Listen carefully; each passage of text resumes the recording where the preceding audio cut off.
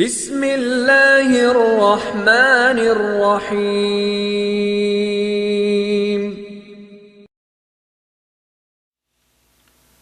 بسم اللہ الرحمن الرحیم۔ الحمد للہ وکفا والصلاة والسلام علی سیدنا المصطفیٰ وعلی آلہ الطیبین الطاہرین الاولیاء وعلی آلہ واصحابہ واہل بیتہ ورفقاء، اما بعد فاعوذ باللہ السمیع العلیم من الشیطان الرجیم۔ بسم اللہ الرحمن الرحیم۔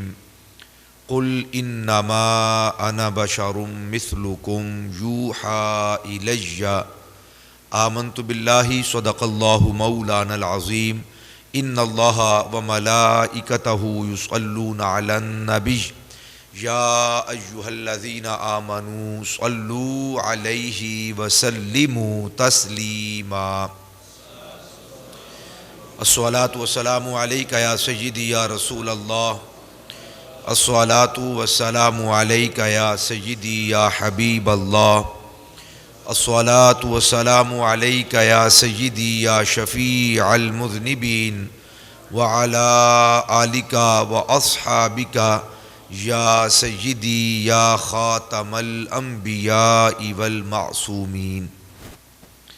اللہ جل وعلا کی بارگاہ صمدیت میں انتہائی عاجزانہ حمد و ثنا کا نذرانہ عقیدت پیش کرنے کے بعد حضور نبی رحمت ختمی مرتبت مصطفیٰ جان رحمت صلی اللہ تعالی علیہ وآلہ وسلم کی بارگاہ عرفہ و عالی شان میں انتہائی عاجزانہ درود و سلام کا نذرانہ پیش کرنے کے بعد انتہائی واجب الاحترام ذوی الاحتشام احباب ذی وقار رب ذوالجلال کا احسان عظیم جس مالک کائنات نے آپ کو اور مجھے 8ویں روزہ کی سحری اور اس کے بعد نماز فجر باجماعت ادا کرنے کی توفیق نصیب فرمائی۔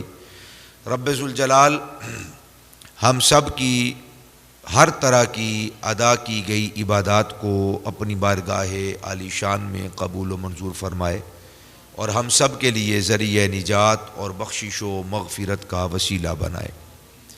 آج ہماری گفتگو کا عنوان ہے بے مثل محبوب، یعنی آپ صلی اللہ تعالی علیہ وآلہ وسلم کی ذات اقدس ہر اعتبار سے بے مثل و بے مثال ہے۔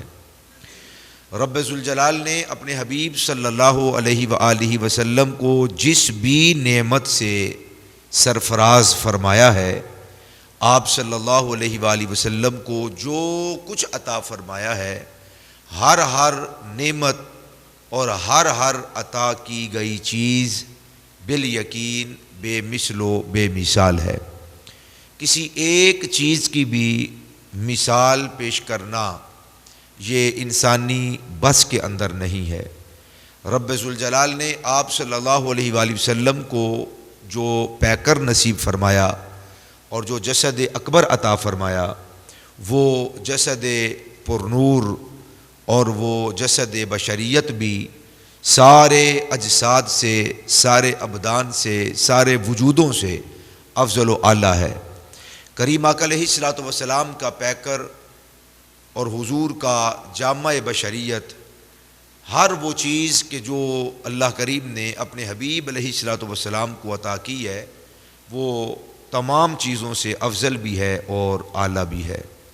حتیٰ کہ آپ صلی اللہ علیہ وسلم کی ذات، آپ کی صفات، آپ کے اعمال، آپ کے افعال، آپ کے اقوال اور کریم آقا علیہ الصلوۃ والسلام سے منسوب تمام اشیاء بالیقین وہ افضل و اعلیٰ ہے۔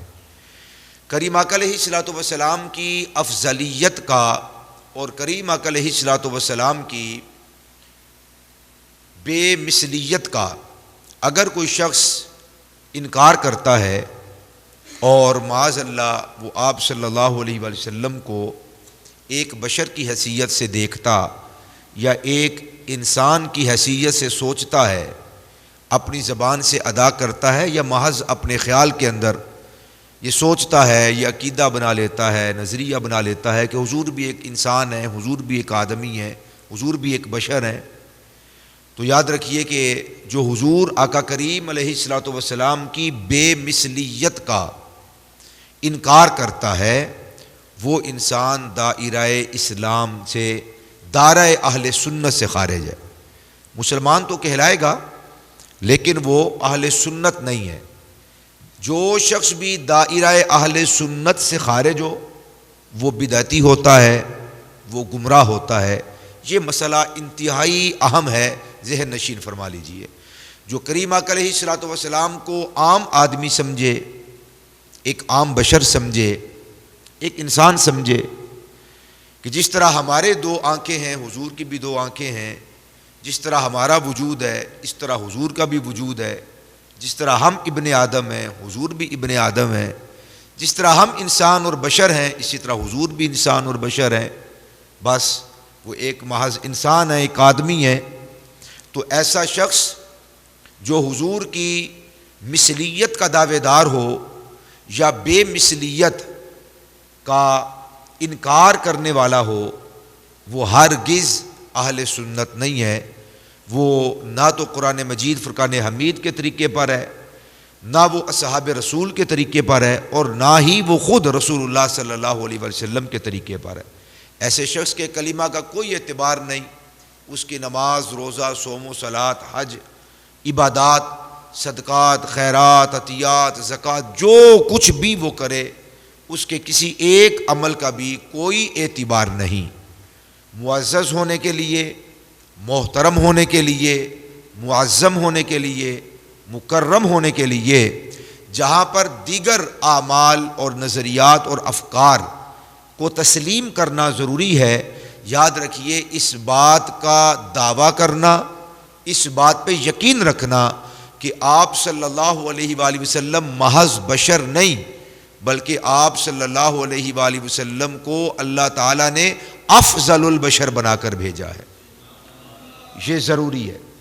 جو حضور کو افضل البشر نہ تسلیم کرے، جو کریم آقا علیہ الصلوۃ والسلام کی عدم مثلیت، بے مثلیت کا انکار کرتا ہے، تو ایسا شخص کہ جو یہ سمجھتا ہے اور یہ خیال کرتا ہے کہ محض حضور ایک آدمی ہے، تو وہ اس شخص کے کلمے کا اور اس کے ایمان کا اور اس کے اعمال کا کوئی اعتبار نہیں ہے۔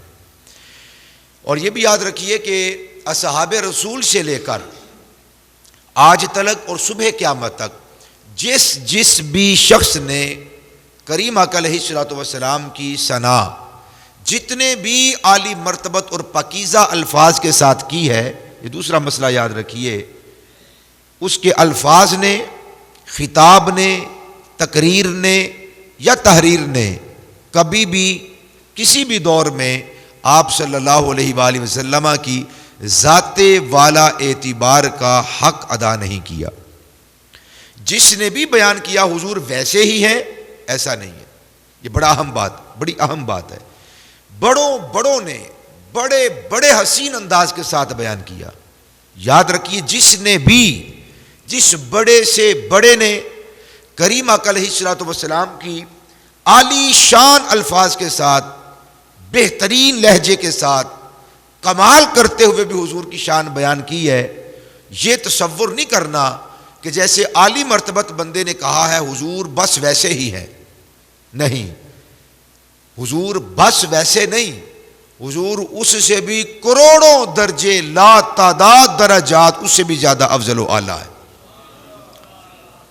جس بھی بڑے سے بڑے نے حضور کی عظمت کو بیان کیا، جس بھی بڑے سے بڑے نے حضور کی ثنا کی، اور جس نے بڑے ہی عمدہ اور بڑے ہی چنیدہ اور بڑے ہی اعلیٰ الفاظ کے ساتھ حضور کی ثنا بیان کی، شان بیان کی، نعت شریف بیان کی، حضور کو بیان کیا، تو حق یہ ہے کہ اس نے بھی ذات رسالت مآب کا حق ادا نہیں کیا۔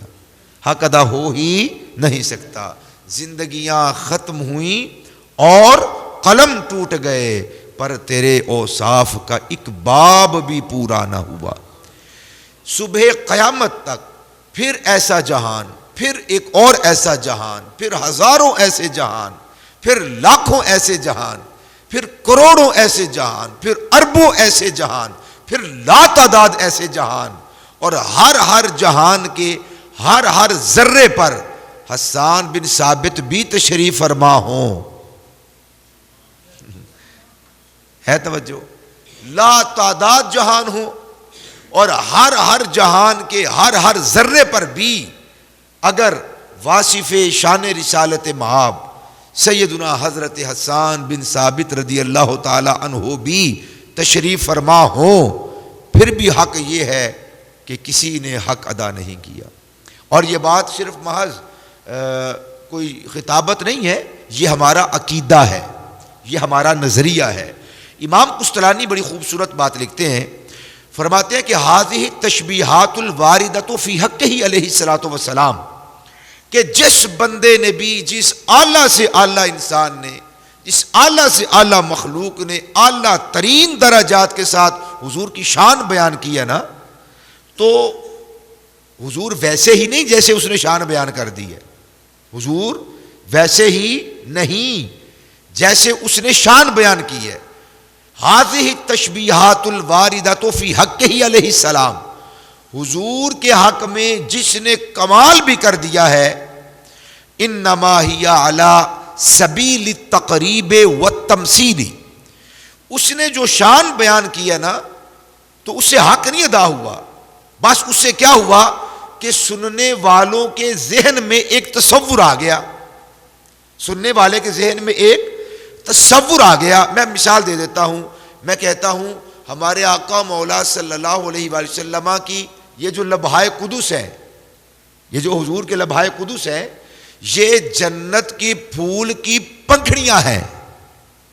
ایک تصور آ گیا، پھول ذہن میں آ گیا، ایک پنکھڑی تصور میں آ گئی، اور وہ بھی جنت کی. اور جنت کا تو تصور یہاں زندگی میں آ ہی نہیں سکتا نا.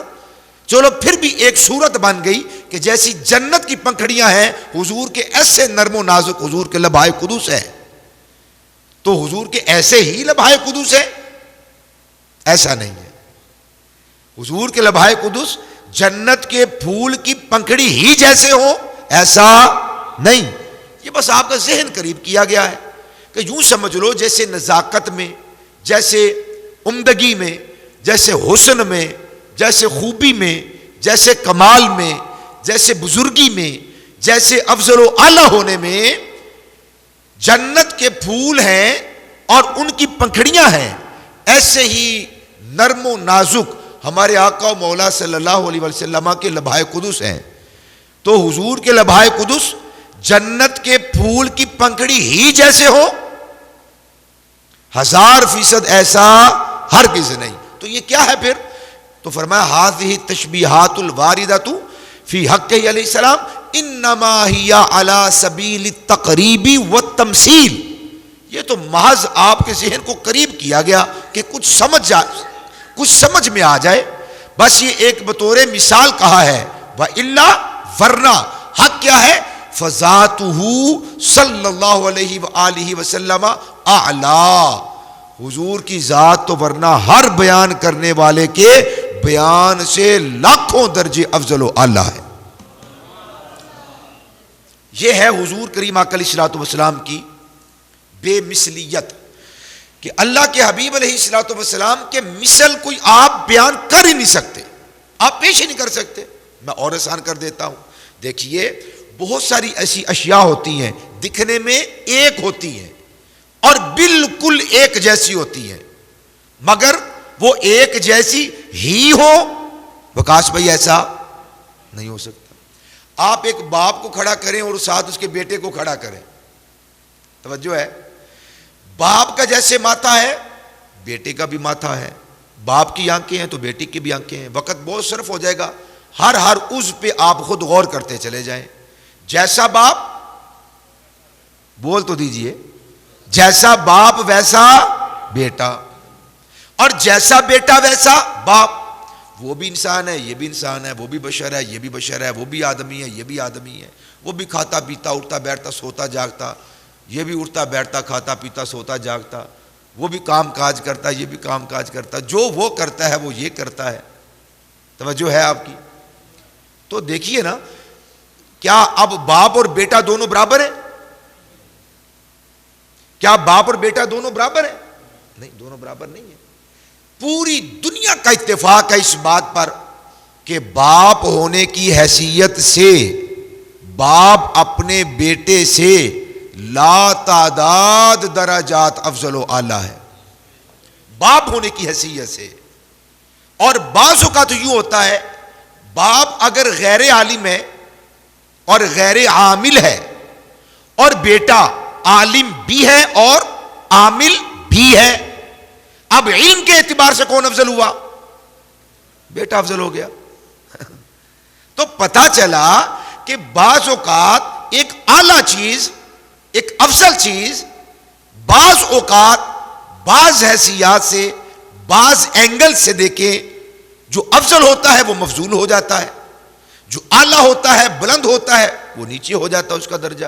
ابھی میں نے آپ کو مثال دی کہ درجہ باپ ہونے کی حیثیت سے باپ کا زیادہ اپنے بیٹے سے، عالم ہونے کی حیثیت سے اگر بیٹا عالم بن جائے اور اپنے علم پر عامل بھی ہو تو عالم ہونے کی وجہ سے، علم کی وجہ سے، دین کی سود بوجھ کی وجہ سے، سمجھ بوجھ کی وجہ سے، عمل کرنے کی وجہ سے بیٹا اپنے باپ سے افضل و اعلیٰ ہے۔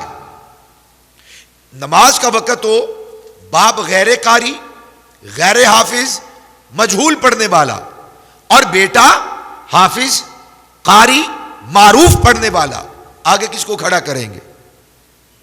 یار باپ تو افضل ہے نا۔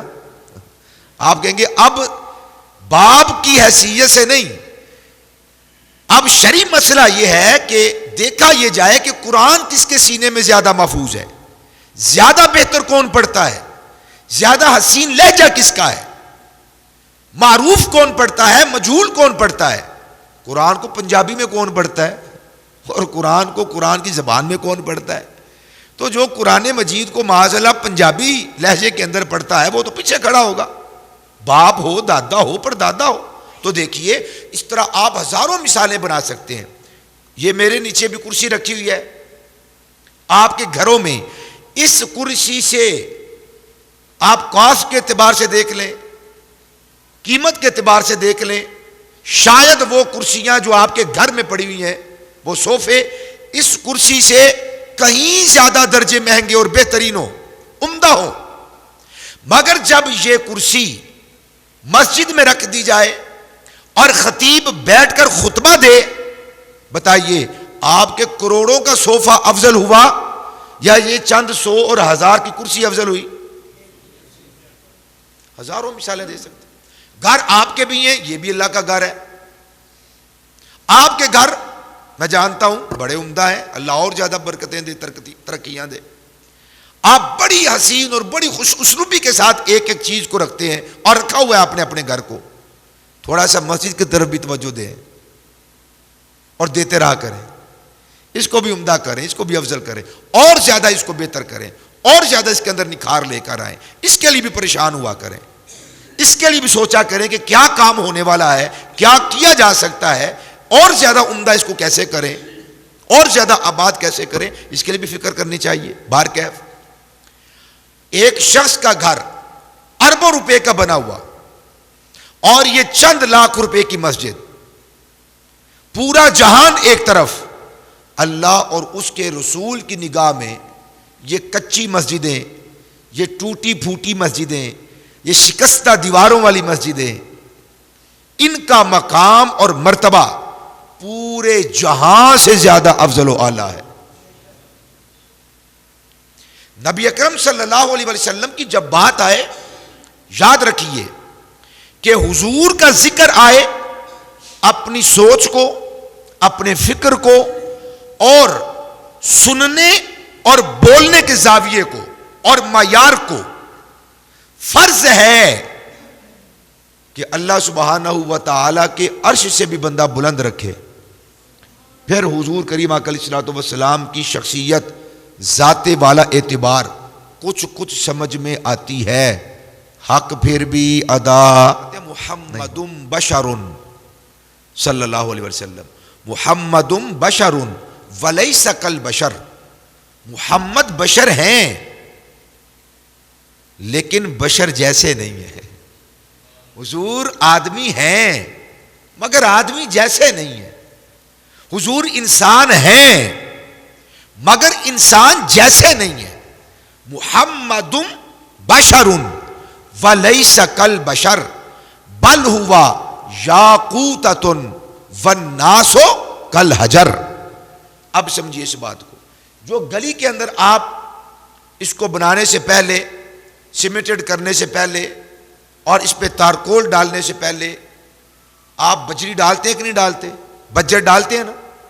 وہ بجر اور آپ کی کسی بھی امیر کی تجوری میں رکھا ہوا یاقوت جو گلی میں بچھا ہوا ہے وہ بھی کیا ہے؟ پتھر. جو سنیار کی تجوری میں بڑی حفاظت کے ساتھ رکھا گیا ہے یاقوت، وہ کیا ہے؟ تو کیا دونوں برابر ہو گئے؟ ایک گلیوں میں رولنے کے لیے اور ایک حسینوں کے گلے کا ہار بننے کے لیے، سنبھالنے کے لیے، حفاظت کرنے کے لیے. ہیں تو بس دونوں پتھر، ہیں تو دونوں پتھر. وہ بھی پتھر ہے، یاقوت بھی پتھر ہے. تو آخر دونوں برابر کیوں نہیں؟ وہ بھی حجر ہے، یہ بھی حجر ہے.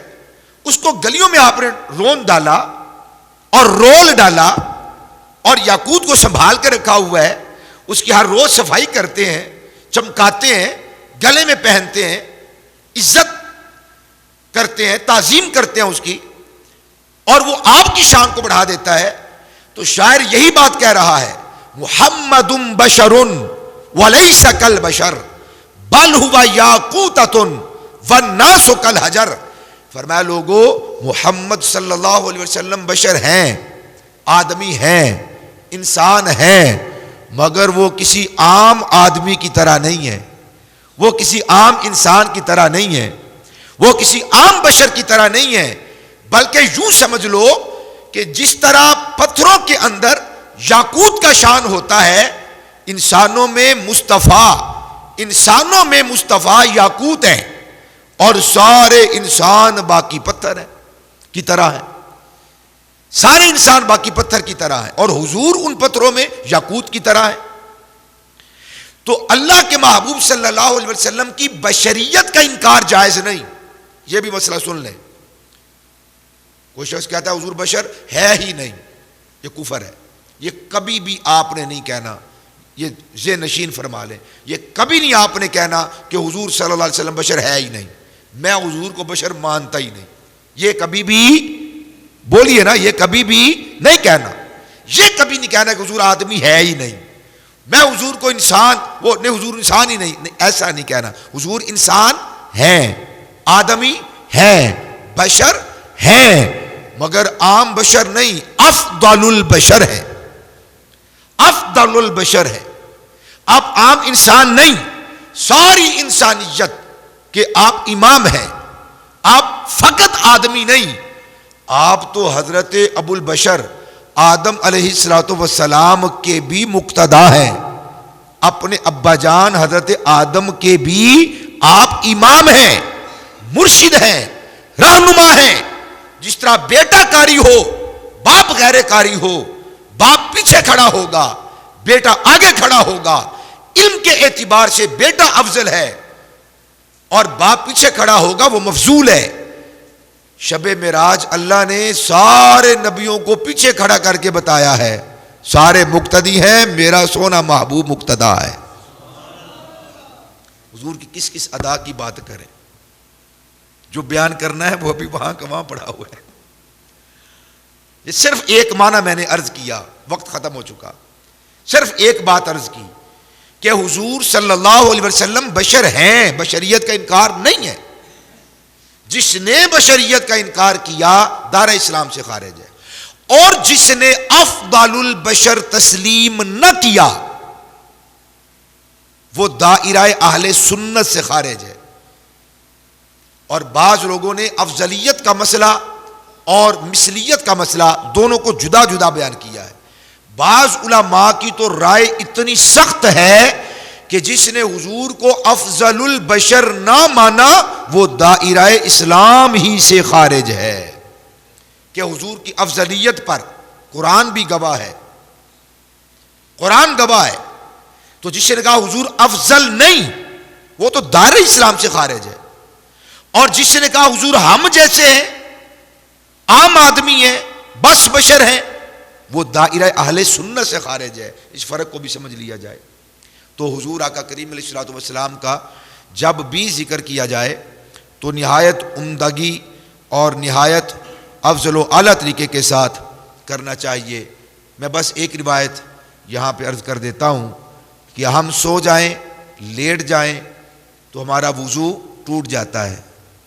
مجھے یاد پڑتا ہے 2-4 سال پہلے بھی درس قرآن میں میں نے یہ حدیث بیان کی تھی، اور اس وقت میں نے آپ سے پوچھا تھا یہ بتائیں کہ آپ جس بھی عالم کے اوپر بڑا اعتماد ہے، آپ کو بڑا ٹرسٹ کرتے ہیں، آپ بہت بڑا آپ اس کو اپنا عالم مانتے ہیں. ظاہر ہے ہر مرید اپنے شیخ کو یا پیر صاحب کو کہتا ہے بھائی نہ تو بڑا کوئی بندہ نہیں دنیا ہے، ساڈے ہوندے ہے نا. تو چلیں آپ اپنے پیر صاحب کو آگے رکھ لیں. پیر صاحب سو جائیں، ٹانگیں دراز فرما لیں، خراٹے لینے لگ جائیں، پھر اٹھیں، وضو نہ کریں، مسجد میں آئیں، آپ کو پتہ ہو اور وہ نماز پڑھانی شروع کر دیں، آپ پڑھ لیں گے؟ پیر صاحب ہیں، آپ کی سوچ کے بتانا مجھے. کیوں کہا صاحب پیر وضو نہ کرے، ہمارے پیر صاحب وضو نہ کریں، ہمیں پتہ بھی ہو اور یہ بھی پتہ ہے سو گئے ہیں، اور یہ بھی پتہ ہے خراٹے کی آواز آ رہی ہے، اور آپ نے استراحت فرمایا ہے. بعض سونے کی حیات ایسی ہیں کہ وضو نہیں ٹوٹتا، سونے والی وہ حیت ہے لیٹنے والی کہ اس سے وضو ٹوٹ جاتا ہے. تو اگر پیر صاحب بھی نماز پڑھائیں تو ہم ان کے پیچھے نماز نہیں پڑھتے، پڑھ بھی لیں تو دل مطمئن نہیں ہوں.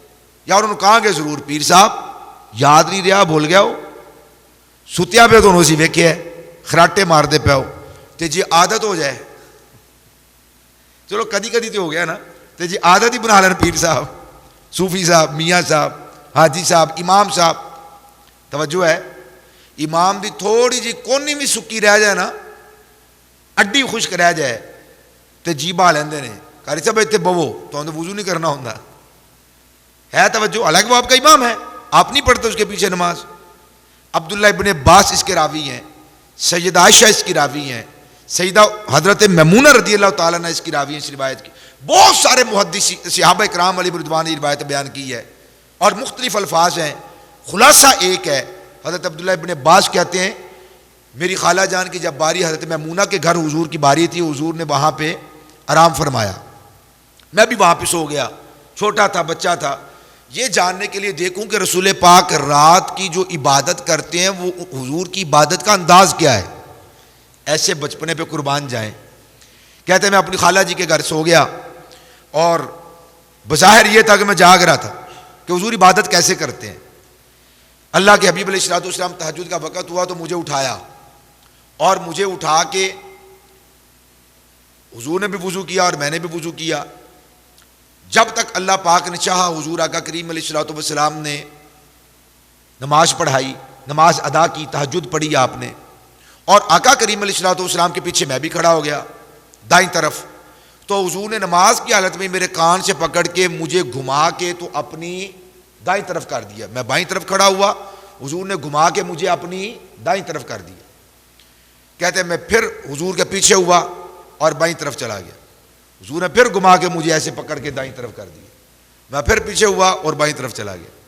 نماز ختم ہوئی، 2-3 مرتبہ میں نے ایسے کیا. حضور نے فرمایا عبداللہ ابن عباس کیا مسئلہ تجھے؟ میں تجھے اپنے ساتھ کھڑا کرتا ہوں تو کیوں نہیں کھڑا ہوتا؟ بچے تھے ابھی عبداللہ ابن عباس. کہتے میں نے کہا یا رسول اللہ کہاں آپ اور کہاں میں، میری کیا مجال کہ میں آپ کے برابر کھڑا ہو جاؤں، میری کیا مجال کہ میں آپ کے برابر کھڑا ہو جاؤں، آپ اللہ کے نبی ہیں. ایک بات. نمبر 2 کہتے ہیں کہ جب حضور سنت ادا فرما کے فجر کی تو پھر آرام فرما ہو گئے. حضرت بلال نے حضور کی دربار میں آ کے عرض کی کہ جماعت کا وقت ہو گیا ہے. آپ صلی اللہ علیہ وسلم سو گئے، میں نے حضور کے خراٹوں کی آواز سنی، سنتیں پڑھ کے فجر کی حضور سو گئے، استراحت فرمانے لگے، اور یہ حضور کی عادت مبارکہ تھی. آقا کریم علیہ الصلوۃ والسلام سو گئے، خراٹوں کی آواز آنے لگی. جب حضرت بلال نے ان کو بیدار کیا، حضور بیدار ہوئے اور حضور سیدھا مسجد میں چلے گئے. صحابہ کو نماز پڑھائی، آپ صلی اللہ علیہ وسلم نے وضو کیا ہی نہیں.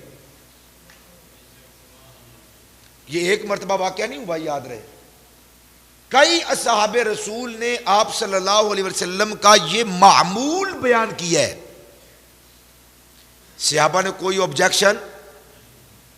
حضرت عبداللہ ابن عباس کا مشاہدہ تھا، اور جو بات اصحاب رسول کو سمجھ مبارک میں نہیں آتی تھی اعتراض نہیں لیکن پوچھ ضرور لیا کرتے تھے.